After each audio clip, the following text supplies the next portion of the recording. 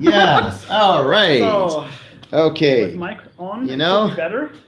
Yes. Okay. Is it, or what do they It's say? on now. Can you hear it now? Okay. All right. Cool. So Yeah. can you guys hear now? I'm sorry. We just, it's just, okay. I'm very glad that at least you. Fine. Fine? Fine. Okay. All right. Okay. Thanks, guys. So I can see John and Pratik. So thanks, guys. So we're gonna restart. So why we restart here? Why don't you tell us where are you from, right? Because we're here in Germany. I'm from Brazil. Otavio is from Brazil. Where are you actually from? You're from From Germany? Heidelberg. Heidelberg. Heidelberg, yeah. Heidelberg. Yeah. Where is it? It's a beautiful city, a little bit in the south. In the south of Yeah. Germany? And then there I studied, and then our research group moved to Frankfurt, and that's why I moved with them. So. Oh, okay. So you already researched when you moved here. Yeah, yeah. Exactly, Okay, yeah. all right. So let me quickly restart here. So John saying, Patrick is from India and John is from California. all right. So thanks, Patrick. Thanks, John. So we have someone from India, from California. That's pretty nice. So let's restart here since we had no audio to begin with, right? So we are here traveling around Europe, actually traveling around Germany, and also we're gonna go to Switzerland and to Spain in Malaga to do a very a tour around Java user groups, and we are taking the time to talk with important people from the Java community, Java champions, Java 1 rockstar speakers, and lots of interesting people around here. And the whole idea is that we're gonna try to bring the knowledge of those guys directly to you, whatever you are, be it in India, in Serbia, in California, in Brazil, anywhere you are. So Otavio here, come here, Otavio, say it again, right? Okay, so this is Otavio Santana. He's gonna be here in the corner, right? And he's gonna handle the questions. So you ask questions, so we can talk here. But I'd like to thank Michael for receiving us in a Saturday, in a long holiday, and here at his office in Frankfurt. Thanks a lot, Michael. Yeah, I really appreciate that you came here, and yeah, it's an interesting experience because we already met at some conferences, but only for like a few seconds or minutes. Right. And that's cool to have a longer discussion. Yeah. Yeah. One of the interesting things about actually coming to people's house is that you get to see where they work, right? And we're not going to show how messy things are around here because he's very tidy compared to my office, right? Okay. So at least we say, okay, so I'm not so bad, right? So we have some corners that you can show on camera, like the one we yes. But we don't show the other ones. Yeah. Right. So it's good. But to it's only technical stuff. It's right? only- It's yeah. only cables, plastic, electronics, and so on. Right. Yeah. So it's nice that we see like real people because we know a lot of times when you're talking about you see those guys making great speaks on the stage. Michael is a Java 1 rockstar, right? You've got the Java 1 rockstar award, right? For speaking for Yeah, speech. that's right. Yeah. In 2014 and 15. Right. So his- it was cool. Yeah, so he's twice a Java 1 Rockstar Award, and that's a very hard achievement to do because everyone has to like your talk for you to be a Java 1 Rockstar. So you see those guys make this amazing presentation on stage, and then you think about, those guys are like, I can never talk to them because they're so great, and in fact, they're so approachable, right? Yeah, that's true. Yes, it's fun to do the conference stuff, but also, I like to just work with things and people. Also, at university, you always meet students and really highly intelligent colleagues and people also from other research groups, and that's just the most part that we do. So it's Right. So talking about your work, let's go directly into your work, right? So we are here to get, is that how I say it? Goethe Center. The Goethe Center for Scientific and Computer, right? And you guys here do research and all kinds of scientific things, but you work with visualization. Can you tell us a little bit about what you work with? Yeah, so my work is actually creating visual programming concepts for complex simulation systems.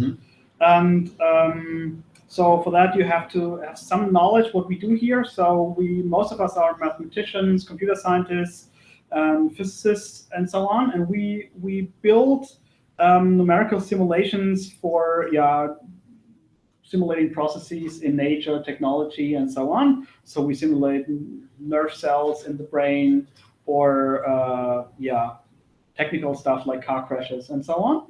And then we have very different groups of users, like people who don't know anything about programming but know about the problem. So somebody coming from biology might know everything about nerve cells, but they don't know anything about programming. Right. And so the thing I'm working with is bridging this gap between the hardcore programmer doing native stuff in C and C++ for our high-performance computers, and then also working on the front-end side, where people would just use a visual environment, just a graphical user interface. And I wanted to do everything automatic, so that automatically this functionality from C++ would be transferred to the user interface. Okay. And then I started to actually think about creating visual programming languages that really map between source code and the UI naturally. Because most of the time when you know something like even the Lego Mindstorm stuff, you program everything visually, but then you don't see the source code, and you can change the source code, and you just are stuck within the boundaries of the visual programming language. And what I want to do is... So the whole thing about what you see is what you get, but actually what you see is all you get, and then you can do anything else, right? Yeah, because you have many different perspectives on the same problem sometimes. If you are more into algorithms, you prefer the textual representation, because you can just read the algorithm from math book, for example, and transfer it to the programming language, which is also text-based. But then when you want to see the data that's flowing through all that, then the visual representation is much more approachable, even for the professionals. So I like switching perspectives without losing anything. And if you don't do automatically, you change one, it doesn't reflect the other one, or you change this, it doesn't reflect that. Yeah, so you lose the connection. You lose the connection, and then it's actually worthless using this visual environment, because it will always be behind the native stuff, the textual representations. And yeah, it's a very interesting field, and that's actually what brought me into the Java world in the first place, because before that I was also doing only C and C++ kind of things. But then when I started doing this visual and beautiful representation of functionality and programs, then I switched to the Java platform for most things. Yeah. Okay, so one thing I like it very much, you're talking now, and you're talking before when we were here, is that you spend a lot of time talking about the C and C++ things and algorithms and everything. And then when you mention Java, after some time, you mention Java, and then you say beautiful things, right? Yeah. So actually, there is a connection between you start using Java and doing like the visualization part. Yeah, definitely, because the thing is, you need a reliable platform, because I'm not like a 500 people company or something. Right. It's basically just me and a few students who work on this specific problem, and some of my colleagues too. And yeah, then I needed a stable platform that you can build on. And as I told you earlier, the first steps that I did in Java are already, it's like 6 more, it's from 2006 or something. Yeah. And it still works today. So it's a very reliable platform. It's about 8 years. Yeah. And the thing is also, when I teach programming, I noticed that when you ask people to draw a circle in C++, then it's far too complicated to do that in a class, usually, because you have to introduce the specific frameworks and everything. You cannot just put like 20, 30 lines of code in one file, and it will instantly work on different operating systems. So doing visualizations in Java is really approachable, also with JavaFX now, because we were doing some visualizing fractals and stuff like that. So I really like this API. But also the thing is that it's well specified. So we have a very nicely specified bytecode format. We have specified compiler APIs, and I use also the AST information to create these user interfaces. And the thing there is, if it wouldn't be really specified, I couldn't work with it reliably, and that's very important, because the reflection API works on each and every Java object, and that's why I can actually tell people I can visualize anything you have ever written in Java is visualizable in my framework. Oh man, And that's this so cool. wouldn't be possible. And before that, I used C++ and Qt, and they also have some introspection kind of things, but it only works for a very, very small subset I see. of the whole code base. So that's the difference. And then I said, okay, I will switch from C++ to Java. And I was very critical at the beginning, but then I saw really the beauty, because I could boil down these super complex things into something that looked very simple and approachable, and that's why I made this decision. Yeah, that's amazing that in such a short time, just like in 30 seconds, you mentioned so many complicated things, right? Because you're talking about you're doing interface with compilers. You mentioned that you have a visualization language, and then you do reflection on the code that you wrote, so you can generate C++ code that's going to run. Where does this code run? Is it going to run the supercomputer? Yeah, so I create chain I calls. So the C++ code is already there in a way. People write that, but we have a very clever bridging library that allows us to extract the information, and I generate Java and Ruby code around JNI, and it's also maps concept from C++ like multiple inheritance and everything. And the interesting thing is that it maps nicely to Java, even though Java doesn't have these concepts in a way, but it still has interfaces and everything, and you can really map that nicely, even things like constants and things like that. So that's really beautiful. And so I enjoy that work, and also the community work, of course. The visual programming thing is not over yet for me. It's an ongoing work where I really want to go more into the direction of compile-time meta-programming and really do instrumentation in language models, and then render that to source code in Ruby or Java source code, and then baking that into bytecode, basically. So it's not so easy to explain without actually showing it. But come on, can you see it at some point? At some point we can see it. Yeah. Okay, all right. So maybe we can talk a little bit more, and then we can kind of put the camera here. So one thing that you said caught my attention. So you said that anything that we write in Java, you can visualize somehow, right? Yeah. So you're talking about, if I have my program, I can, for example, instead of doing like debug line by line that we do, you can have like a better visualization of how the program is running and everything that's inside, not only what it shows, but actually what's actually happening inside. Yeah, so the thing is, when you create a user interface for a program, you always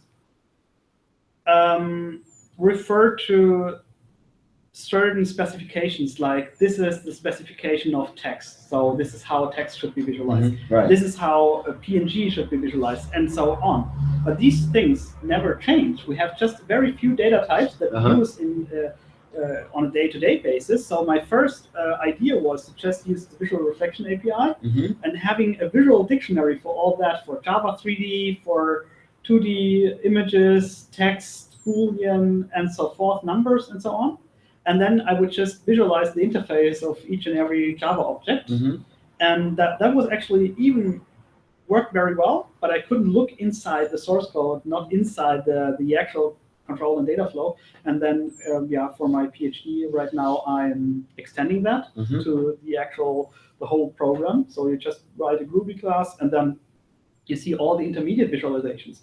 But actually, when you do that right, this is actually could be used as an end-user program already, because if you want to create 3D objects, something like we have here for 3D printers, things like that, you want to actually see the intermediate results instantly. And you could write an ordinary user interface with something like FXML, JavaFX, or something like that. But then you still have to do a lot of manual work. And what I do is I give you each and every bit of the source code, and we have it visualized, and then you can just select the most important parts and see the actual 3D objects in it.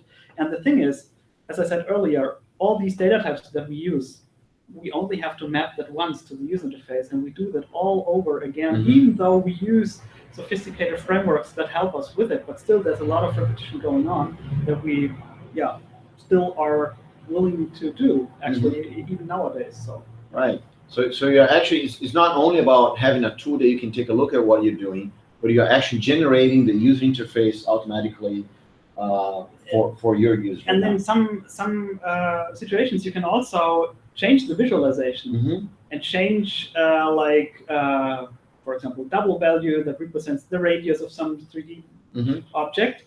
And the cool thing is, in the visualization, you can't do syntax errors. You can only do semantic errors because you cannot forget a semicolon or something like that, or a bracket or so on. And then also, if it expects a number from you, the text field can just reject anything else. There is a lot more semantic going on because the framework knows about your intention in a way, because it can reflect the API on an AST level. And so that's the thing. And then I can generate source code from that again. And when I change the source code, I can change the UI again. And still, I mean, it's a research project, but like VRL Studio that is already there. I also want to make that really, I want to transform that into an IDE actually, so that it's not a matter of making a decision in the beginning of the project, like, do I want to use visual programming or not? And for general purpose programming languages, you would always say no. I stick to NetBeans, IntelliJ, Eclipse, VI, Emacs, whatever. And I want to make it possible that you can just switch whenever you like. You just start programming as you normally wouldn't. And if you're interested in the visual parts, you should be able to just switch that, and you can switch back again. So my intention is that some of my colleagues who really work a lot with terminals and high-performance computers, that even they can just use VI, open VI, and do their stuff.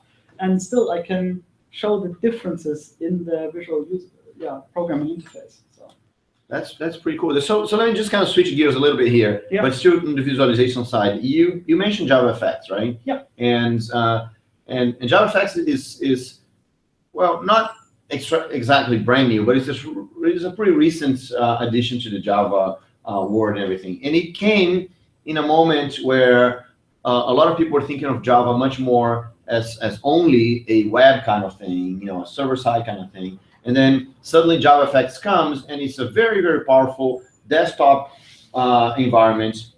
Do you still think that, I mean, clearly in what the things that you're doing, it's having a powerful desktop application.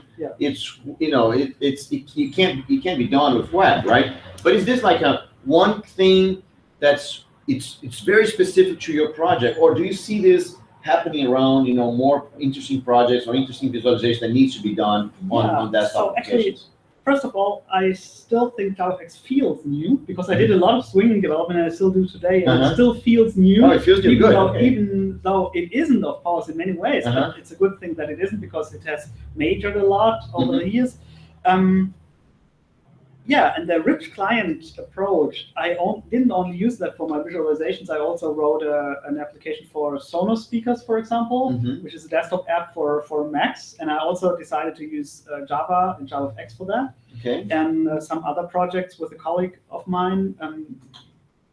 And I think JavaFX is a good direction into rich client applications, because native applications on the platforms are still popular.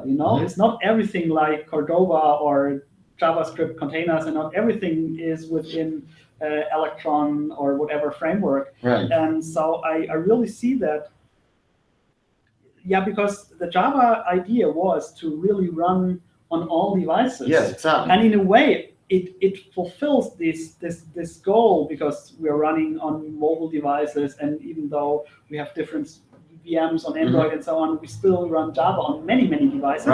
And but I really think that JavaFX, there are a few things that we would need for the scientific community to really do almost anything with it. So there are a few specific areas where we would need more control over what we do, so that it wouldn't only work for my use cases, but we're very close already, because we have so many things packed into that framework, also for media playback and everything like that.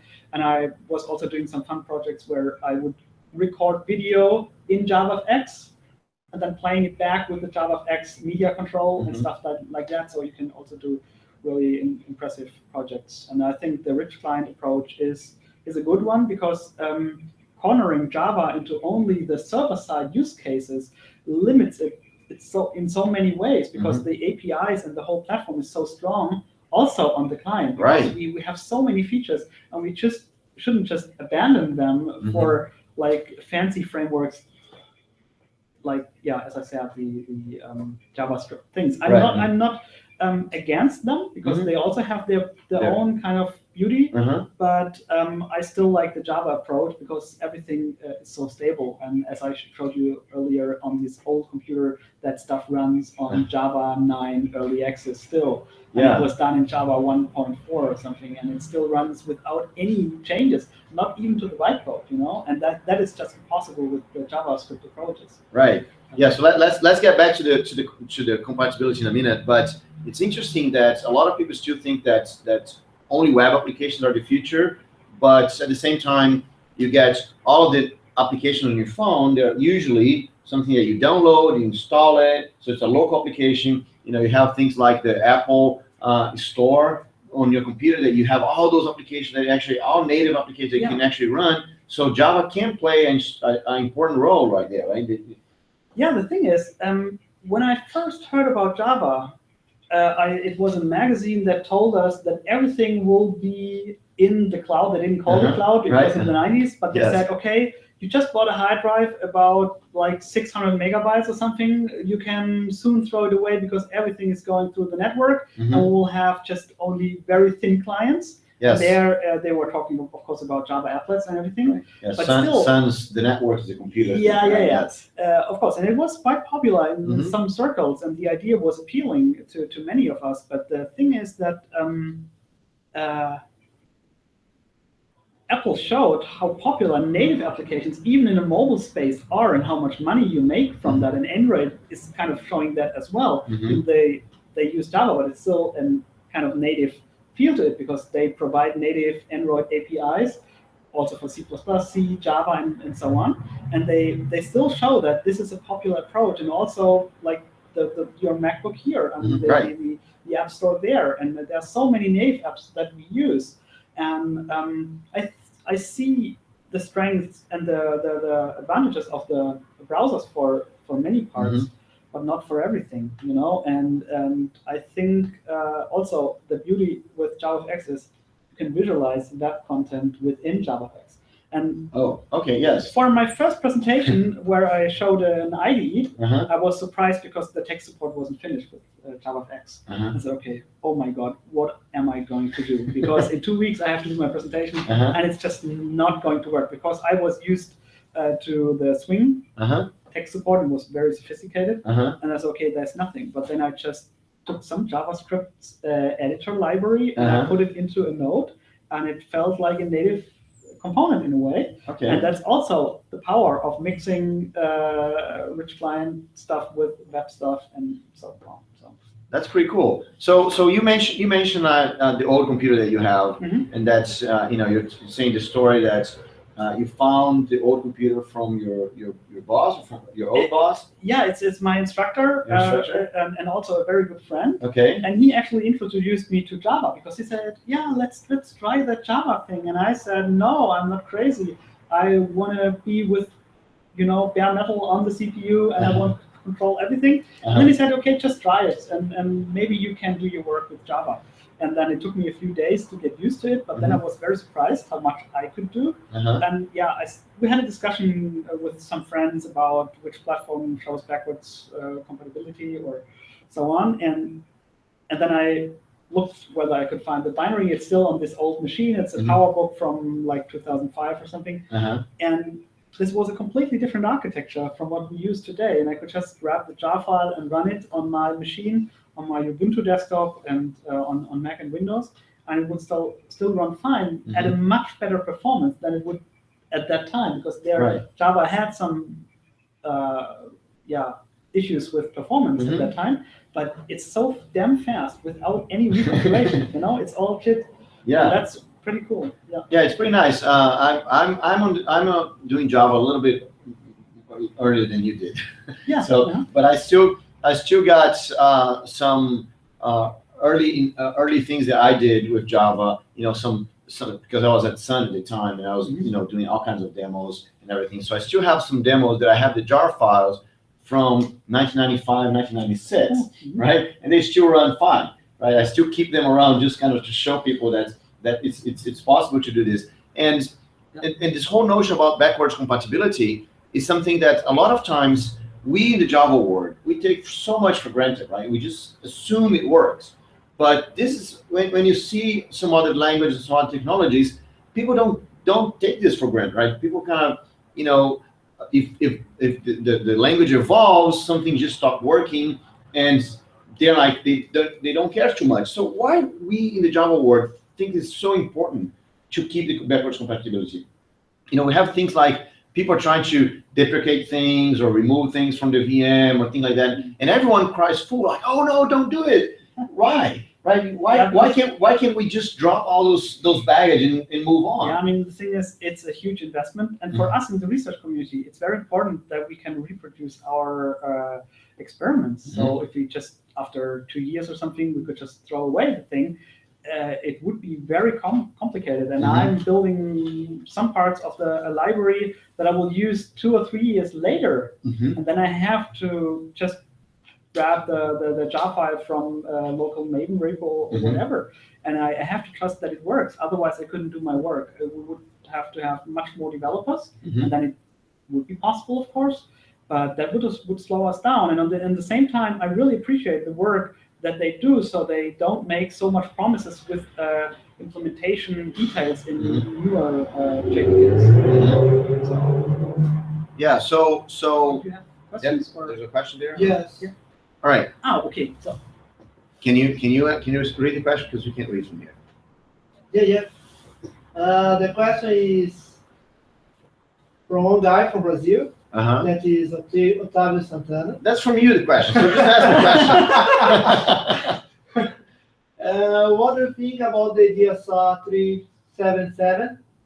The DSR is an API that's try to standardize the common behavior between desktop application and meta application. So they take care of some things in the view, for example, JavaFX, KDE, swing, everything else, like a standard. What do you think about it? yeah, I think it's important, because with JavaFX, some things are still not that standardized, and then you have to go back to the desktop integration with your custom stuff. In my work, I have a system API or whatever I call it, and then I check like process IDs, and I check whether I'm running on GNOME desktop or on Windows or whatever, and then I switch back to old swing stuff, but it's not standardized. So I really appreciate that work, because that's some of the criticism that I hear, that people say, yeah, we need more standardization, more integration into desktop, and also some APIs like tray icons and things like that. And when I submitted my first application to the Mac App Store, actually I was kind of testing Oracle, because they didn't release Java 8 yet. And I said, okay, let's just grab all the source code, compile JavaFX 8 myself, and then put an app to the Mac App Store. And I got a lot of trouble with Apple, because they were telling me the menus were not right, and desktop integration, and Windows, and so on. And they then I had to do that myself, and I kind of hacked the JavaFX stuff. And then they, allowed the submission, and they published that app. So your application was the first Java application on the Apple Store. Not necessarily the first Java application. I think JavaFX. JavaFX. I think it's safe. I think the ensemble was first, but I was doing it with JavaFX 8 and Java 3D, because 3D is a very important thing for me. And I think nobody did 3D before me, because I did it like 6 months before the official release. I did my release, and I was testing it also in a way that I wanted to see how Oracle would react if I have my own release cycles. And that's something that people also sometimes criticize, or they fear that they don't have control over the stuff themselves. But I was telling them, okay, let's just find out whether I can grab the source code, open source stuff, and publish it myself. So my JavaFX 8 and Java 8 release was like 6 months early, and I just used it in-house and also for the Mac App Store, and that worked just fine. And then I said, okay, I will switch to JavaFX completely for new stuff, because that worked, and that's a model that I can, I really appreciate that also. Nice. So about the GSR, how far is it actually? how far? Yes. Yeah, How far the GSR is going? It's moving. It's Well- moving very well. Are you I part of need it? more Are you people to contribute. okay? Are you part of the expert group? Yeah. Okay, cool. All right. So I will definitely check it out because I wasn't so involved into that. Mhm. Yeah, because I was more involved with the compiler APIs and stuff like Right. that. But I should actually have a look at that and Okay, so you said that you got you got an early release of JavaFX 8. You hack on it, you change it to actually put your application up. How important it is for you that that Java has been open sourced, that OpenJDK is a strong project that's going on with lots of people, that JavaFX is open source, because for a brief period of time there was this question if JavaFX would be released as open source or not. actually But I think this whole thing that was a game changer for me. Mhm. Before I mean, when Sun said they are going to release Java under an open source license, then I even dared to look at it because when I plan my scientific career, Mhm. I'm not only looking into a time frame of like 2 or 3 years. I'm Right. looking into a much bigger time frame, and I want to build my stuff upon a technology that I can also control. So Mhm. even if the company dies, I still want to have control over the technology. Right, you're And saying then- that you're saying that you do research, right? You have, Yeah. The longer it's And we- able to survive, right? We work with open source Mhm.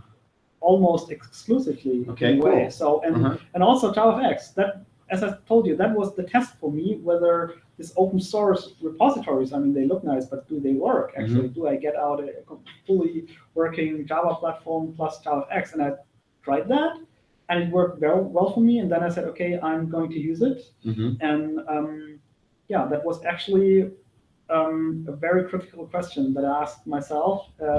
Can I use that? Is it open source? And when I made sure it is, then I said, okay, I can switch to that platform. Otherwise, I wouldn't. Even though it's beautiful, even without the open source release, but this is a very important thing.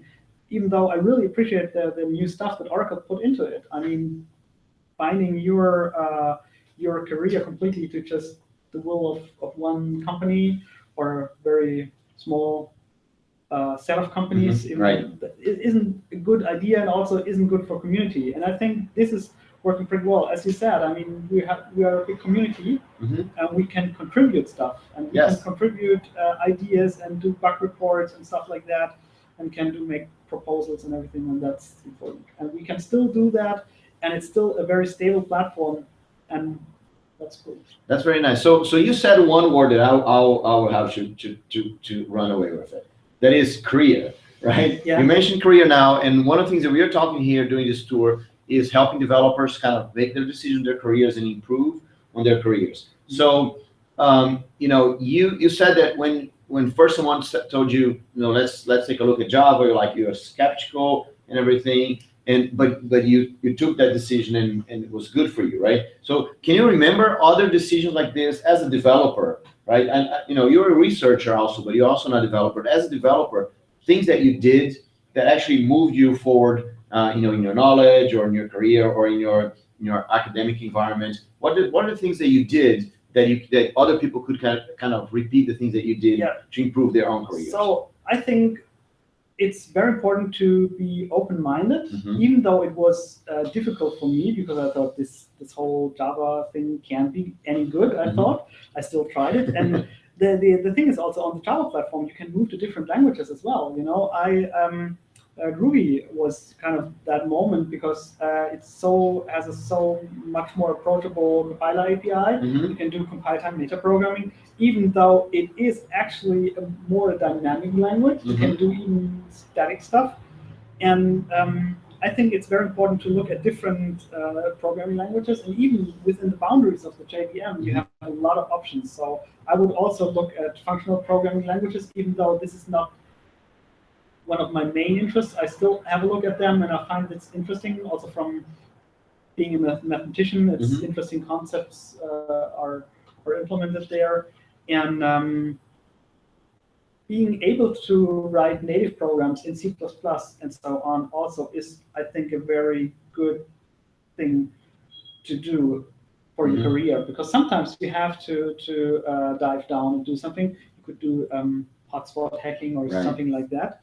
So that's important, and also be open-minded to different technologies. That was a thing like 3D printing. I do a lot of 3D printing. It started out as a hobby, but now even my professional work is related to that. So I was printing bones from bone scans, medical bone scans, and I wrote some software that would recreate the surface of these bones, and then we could print that with a 3D printer and all these projects. So I would a developer for a specific technology, you should actually widen your knowledge and also do some native programming and some web programming as well. So that's really important. Yeah, Okay, and so, in this, so be open-minded, experiment with different things, experiment with different languages. Yeah, I mean, it's so easy for us on the Java platform. We can just switch to a Scala, this Frege, for example, the Haskell dialect, and so do functional stuff, closure, and so on. And that's so easy because we don't have to switch the platform. We still have all the APIs that we already know. So that's because usually learning the language itself, like the syntax, is not so hard. No. What's hard is to learn all the APIs, all the objects that you have access to, all the everything. So if you can keep the API and just change the language, it's easier to learn, right? Yeah, and then sometimes I also am lazy and say, no, I will just do that in Java. Right, it's like 3 times as big, but it doesn't matter because I know it so well. But sometimes it's really good to take the time, and for me it's much easier as it probably would be in a company, because then I can just say, okay, today is reading time. I just read a book because I have more freedom in that respect. But still, if you work in a company, I would still recommend that you do that because that will increase your value by far. So that's what I realized, that I not only do C and C++, I also do Java, I do UI. That really increases your value as an employee. Right. Yes. And do you have any tip? I think learning languages it's interesting that everyone talks about should experiment with different language, right? So do you have your own personal tip on how you learn a new language? Yeah. So I had very specific problems to solve, small stuff. That not something like where you would write 50,000 lines of code or something, but maybe just you said, maybe it's 500 lines of code in Java terms. So maybe 200 in Ruby or whatever. And then I said, okay, let's try that in a different language because it seems to be the right language. People telling me that. And that's for small stuff. That's what I would do. I would not just learn the language without any goal. Right. That doesn't work for me. It might work for others, but for me it doesn't. I have to solve problems because then I feel really great if I have done that. So also when I switched from Maven to Gradle, then I said, okay, let's just try that for this specific use case. And that worked well. Okay. Because that is motivating enough. Because then you can also compare how does it feel compared to the old language that you already know. And if the problems are too big, it's probably frustrating because you do it wrong. You don't know how to use the patterns in the language.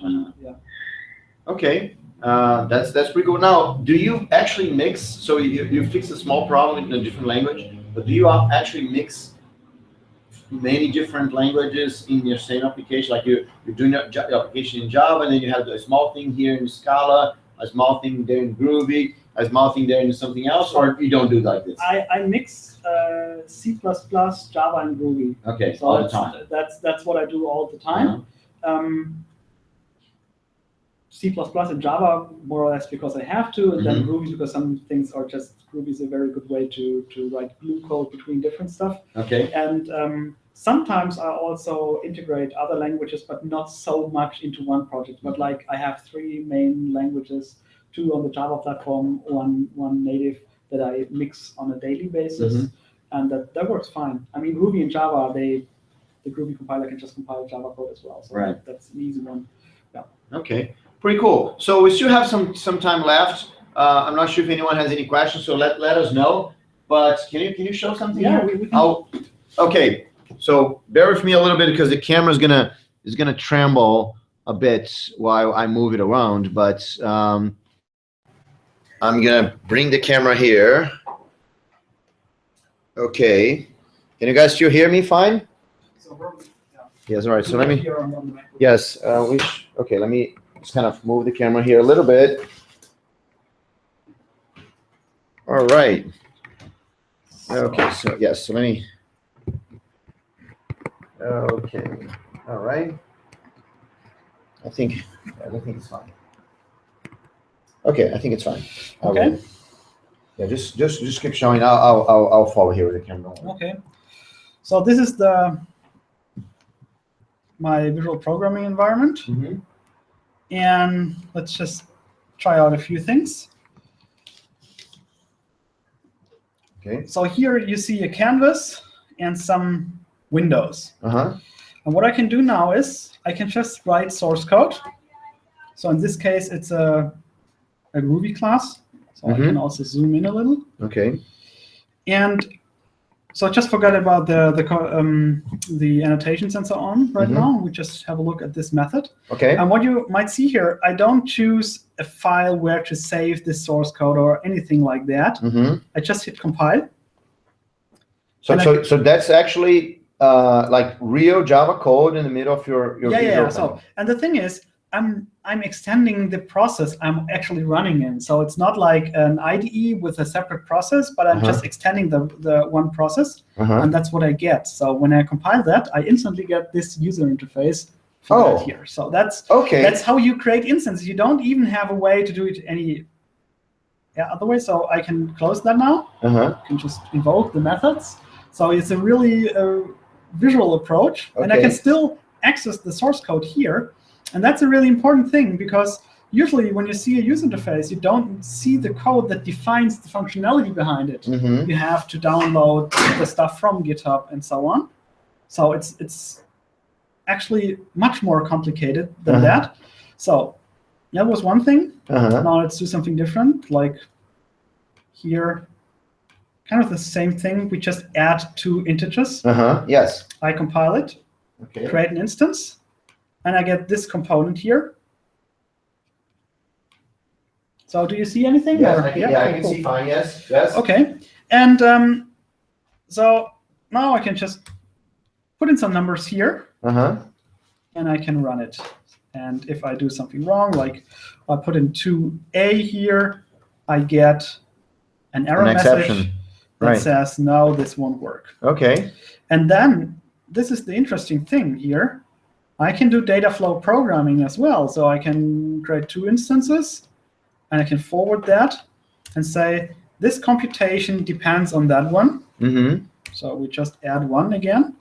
And then you see it evaluates both of them. So that's visual programming with just a few lines of code. Right. So actually, this that you just did, it's not so easy to do when you actually writing that code. Yeah, because you have all the validation and everything works, and that's what I said earlier. There are only few things that you actually have to map to have working programs. So let's do something else. It's a color chooser.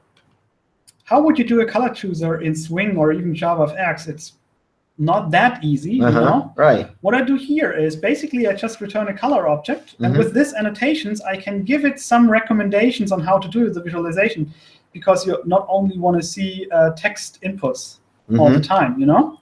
So I can request a slider. If it doesn't find one, it will just ignore that and just give me a text field. Right, okay. So, but fortunately, it has the sliders. And now I can just use the sliders, and I get, this is my color slider. And basically, it just is 1 line of code, because this just says return a color object with the values I got there. Right, because everything else is just some annotations that to give a hint, but it's not really the code that you write. So your code is just 1 line. And then here, for example, I can create nodes in 3D space and create triangles out of that. Compiling that will give me another component. So it will take some time, but here it is. And now I can interact with the actual data that I have here. Oh, man. So, and sometimes, even when I do presentations, I can just write programs while I'm talking to people. And everything you see here is Groovy code. And I also use it for teaching Java because it's so similar. So I can just teach the concepts. And then when people run into trouble, I say, OK, I actually lied to you. It's Ruby code. And I made some restrictions. So it's only possible to define classes. You cannot run Ruby scripts without a class because I have to use the class container as a concept for that. And what we also have is concept of project. So when I save that, it actually is going to save everything you see here into a jar file. It's just a different ending. It's called VRLP. And there it will also serialize all the state in there, all the variables. Whenever possible, when it's serializable, it will just pack everything. And also there is a Git repository inside so that I can even load old versions and everything is packed into a jar file. So just by renaming that jar file, you can also use that functionality in just a regular IDE project. Okay. And here's also one thing. So we have a console. And there I can show you that we can just visualize anything. So like I add a string object. Can we see that on the camera? I'm just kind of put a little bit like this. So we have a Groovy terminal here. And I said canvas add object. And here we have that string. All right, so the object shows up right there. Right there, and I can go to something like to uppercase, and I can invoke that, and I see the to uppercase version. So everything that's inside the JVM can be visualized, and I can interact with that here. So what you saw here is still Swing, and that's something that kind of made me sad because I had all the effects and animation frameworks and everything. I did that myself, and I could throw away like 100,000 lines of code. Right. Yeah. Everything was already done in JavaFX. So I was a little bit angry, but then I said, okay, it's really well done. So yeah, and that's something that you can also use. You can download it on the internet. Everything is open source. And now comes so can you use this to actually get like a existing Java program and take a look at things that it does, or like you were saying before? That's more like a development environment itself, right? It's a development environment for itself. I mean, you can visualize the interfaces of any Java object. I mean, if you we have a plugin concept, it's like you can create wrapper projects or plugins for existing Java files. So like if you create a NetBeans module for like a set of Java files, the same concept here. And then you can visualize the interfaces of everything you did in the Java project, but you cannot look inside the source code. So now comes the actual research project that I'm actively developing, and that really visualizes the source code. So what you see here is let's see if we can make this. Yes, that's what you're gonna show right there. Yeah, so we are, but I can zoom in also like that. Okay, all right. Let me just kind of make sure that people can see. Yeah. Okay. So. Okay. We have it. Okay, just guys, you're gonna see some trembling here, but that's just me trying to get a better position here for you. Okay. All right. Okay. All right. How about this? All right. Yes, so on the left, we see a small program. Okay. Right. Okay, good. And what you see on the right is the visualization of the program. And what you see here, I'm selecting stuff in the text editor, and you see it selecting that in the visual editor as well. Okay. So it really has the connection. You know, I can just do that, and it will visualize everything I did there. Okay. So here you see when I run the program, I can do automatic profiling. So you see. So we have to do it a few times because the JVM does crazy stuff at the beginning, so it has to warm up. Right. So, and now we have different while loops with like 20 iterations, 10, 20, and 30. And of course, the one with 30 is the one that consumes the most computational power there. And now you see I have code coverage. I only show stuff that actually is executed. Okay. And here, I can also close stuff like this class B. I can just delete it, and you will see in the textual representation it will just go away. So if I click here, it's just gone. You know, it's not there anymore. And I can do that with everything else here as well. So we can just delete the source code. Okay. So let's open something else, a little bit more interesting. And this is something that does 3D objects. So this is just like normal Java and Groovy code. This is Groovy code. So you're not like writing anything special for it to show. No. So this is Groovy code. Of course, I didn't for some of the examples here. I didn't test it with all of the APIs. Right. Yeah. Sure. That's fine. But it is Groovy code. Mm-hmm. So when I run this, you will see all the intermediate results are actually there. So here is. Oh, you're actually showing. You know, we are now in the main method. And the main method here says create difference of. Hello. Hey, hello. That's one of my colleagues. Right. Yeah. And you see, I have 3 calls to create difference between cube and sphere with different parameters. And you see that the visualization is quite different here. So this one here has bigger sphere, smaller sphere, and even smaller sphere.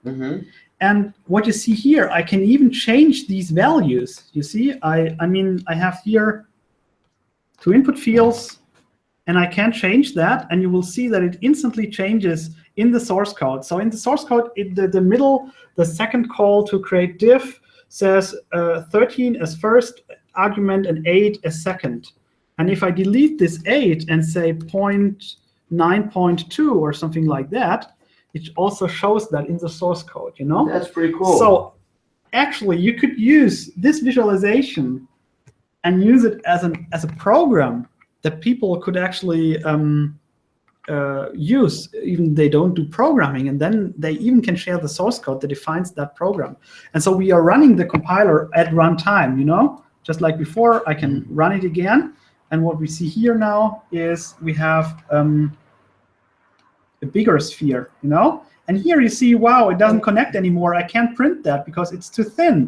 But no debugger would normally tell me that. So I have to, as a developer, I'll only have to add the domain knowledge, like how do I visualize 3D objects. But if you have a common set of things like visualizing text, images, JavaFX 3D, and so on, then you can visualize pretty much anything. And that's my research goal. And so when I do these visualizations, I actually instrument the source code here. So I do not compile this source code. I only use the Groovy compiler to get an AST, and then I add instrumentation to a specific language model that renders back to this AST and then the source code representation, and that goes to the Groovy compiler then and goes to the bytecode representation. And when you run it, then it will report back to the user interface. So you could even do web visualization if you would like to do so. But that's kind of the idea, having a real mapping between visual programming and the source code representation. And what you also see here, you can zoom in and out. And if stuff gets too small, it will just... You got to repeat this. OK, yeah. So we do it again. Yes. Okay. So here you see that stuff is going to vanish, like here.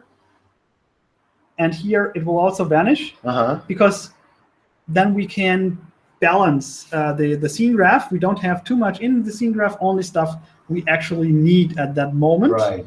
And I can also have different visualizations of the same object. If I move it here, it moves there as well. So it's like a virtual camera.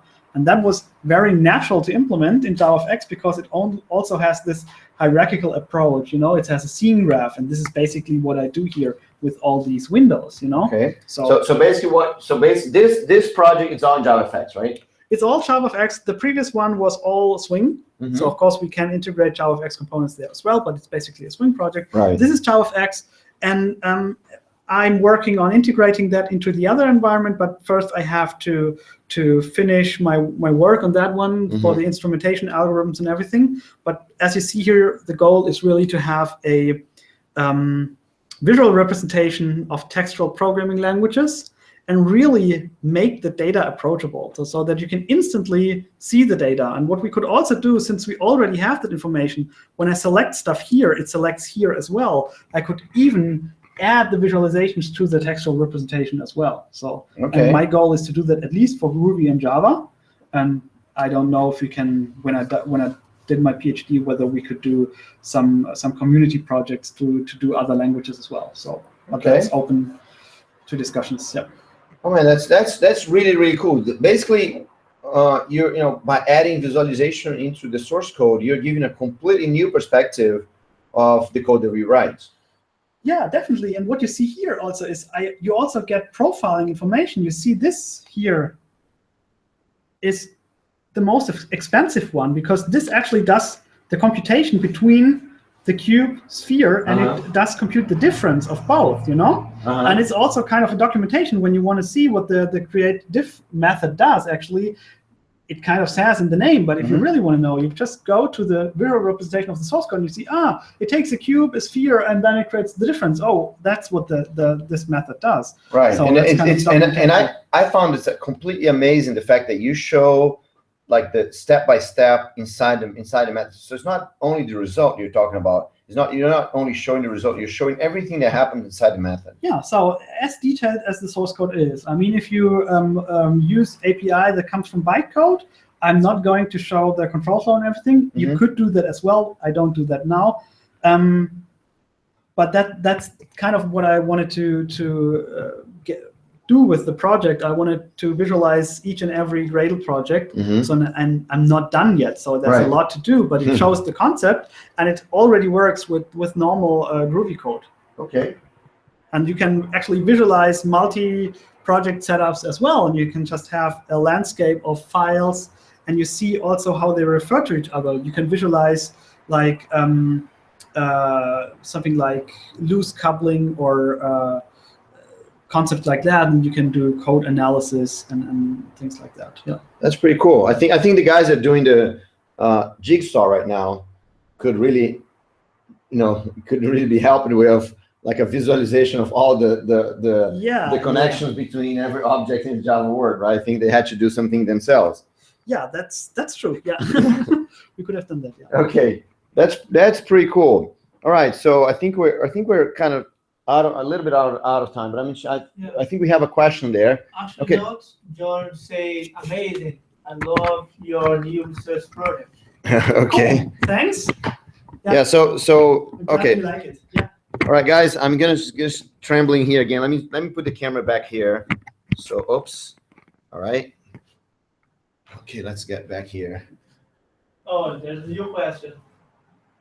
So yes, there's a question. So Abin Hayes says, is this project open source? I mean, just kind of adjust the camera here before you answer that. Wait. Before you answer this, I'm just adjust the camera so eventually we can cut this trembling off. Yeah. So as I said, the visual reflection library is already open source. It does the BRL Studio. First, the other one is also open source, but it's not so easy to actually work with it because it's not done yet. The other one, you can just go to the web page, you can download installers for Linux, Windows, and macOS. And for the stuff I just showed you with JavaFX, I already use it in applications, but there is not a development environment that you can just grab and download. Right. But still, the source code is out there, and I'd love to discuss everything, because I like working with the community, and I not only like using open source, I also want to give back everything I do there and ideas, because I often have useful discussions with other people interested in that. So I really encourage you, go to GitHub and check out the projects. If you like them, then use it, or if you have problems with it, open issues, and we can discuss stuff. Yeah. Okay, pretty cool. So now just kind of to get to go ending here, but you mentioned a lot of times you mentioned about open source. There's two things that you mentioned that got me really interested. One is about open source. I'll ask about the other one a little later. But it's the fact that you're using a lot of open source, you're contributing a lot of open source. How important do you think is open source for your work and for the Java ecosystem in general? Yeah, I think it is very important because otherwise you would repeat ideas over and over again. People write their own frameworks, and we already tend to do that in many cases because you look at a project you don't quite understand it in the beginning, and you say, "Hey, I can write that myself because I know it better or anything." But we shouldn't do that, and I'm also tempted to do that sometimes because it's just fun to do that. But on the other hand, for me, in the research community, it's very important to be open because we have to exchange knowledge between research groups. Otherwise, we wouldn't be able to do anything, and that's what we do. In math, we have like hundreds and thousands of years of knowledge that builds upon each other, and that's kind of the thing. And in software, it's the same. And also, if I wouldn't have access to open source libraries that analyze Java source code and bytecode, I wouldn't be able to do that because I cannot write my own Java compiler, my own whatever, and then writing that on top of that. So it's just not possible. We would be much slower. So I think it's an important thing to do. And also, we can cross boundaries. People have different philosophies and everything, and companies have different philosophies. But with the open source approach, people even with different opinions can come together and work on a project. And I think it's very important. You don't have to necessarily do that for everything. If you write a cool iOS app you don't necessarily have to open source everything, but I like doing that. Right. I think it's important. Yeah, that's very cool because then it's I think you said the right thing, right?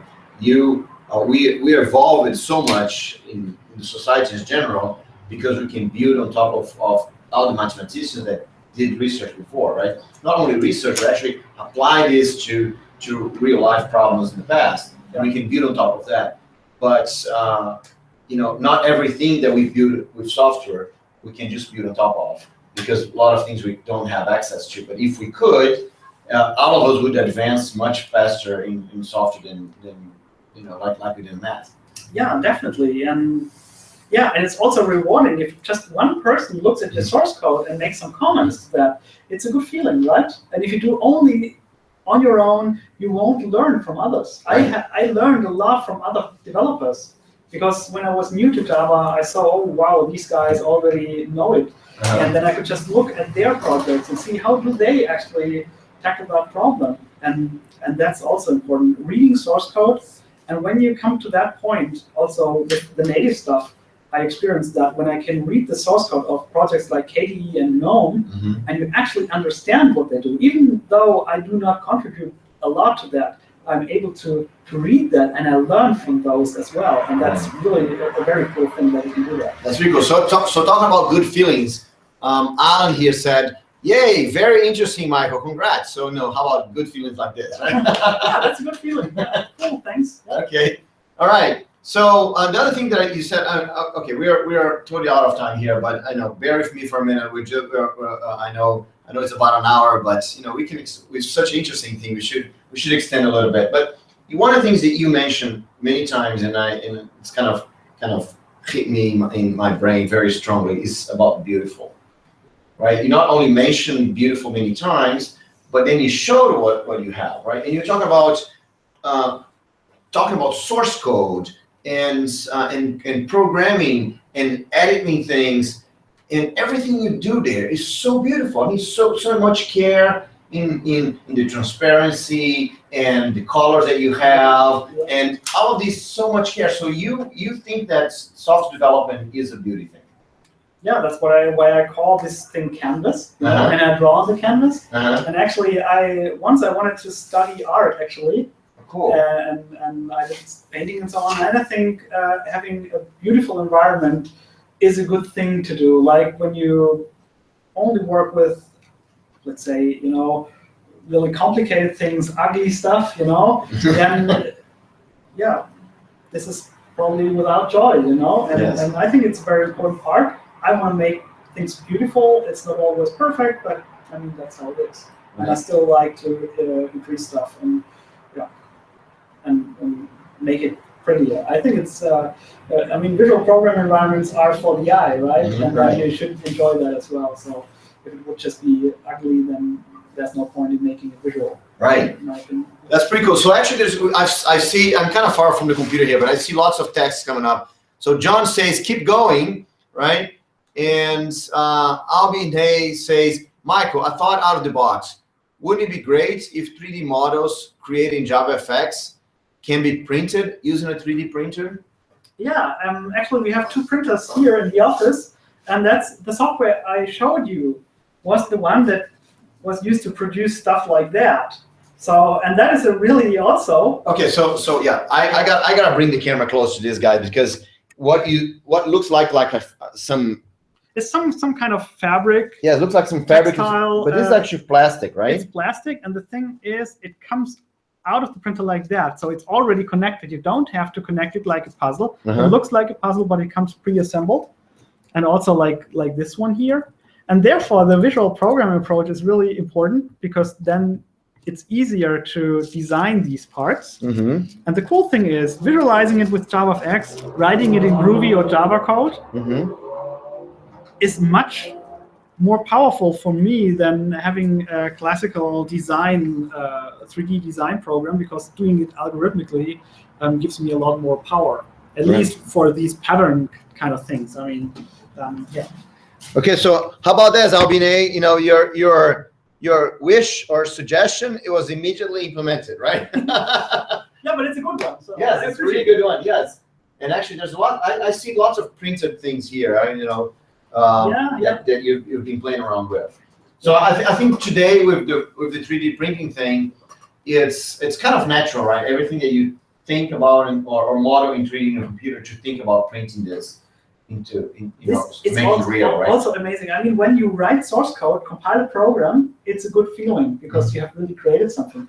But then compiling it by using a printer, it's also kind of a compiler. It takes the description of an STL file, which is just a file format, and then you hold it in your hands. Something where you just created the algorithm, and then you have it in your hands. I mean, a real object. When you do that for the first time, it changes something. I mean, it's also amazing that we can do that today, and it's actually we can afford it. Right now, I mean, it's not that these cost like many thousand euros. You can buy printers for like under €1,000, right? Yes, right. Okay, so guys, thanks a lot for your questions, and I think so what's your Twitter account? Mihosoft. Mihosoft. So not Microsoft. It's Mihosoft. Okay. And yeah. So follow Michael on at Mihosoft on Twitter. If you want to, you can go to Code4.Life, and you see all the Twitters of all the people that we're interviewing. So follow these guys on Twitter, because they're doing amazing work, and I'm sure all of these is gonna make you think different on how you can improve your career, how you can go forward in your career. So thanks a lot for watching. Here we are in Frankfurt. Tomorrow we're gonna be in Basel, Switzerland, talking with Andres Almiray. So you can't miss that. Tomorrow at 2 p.m. Germany time, we're gonna be there. Michael, I will be there too, virtually. Oh, you're gonna be there. Okay, thank you, Michael. It was really, really good. Thanks for receiving us here, and you're doing an amazing work, and you're like pushing the boundaries of Java forward. Thanks a lot. I enjoyed it. Yeah, thanks. Yeah. Okay, thanks. So thanks, guys. See ya. Thanks, Albine. Really nice. Thanks a lot.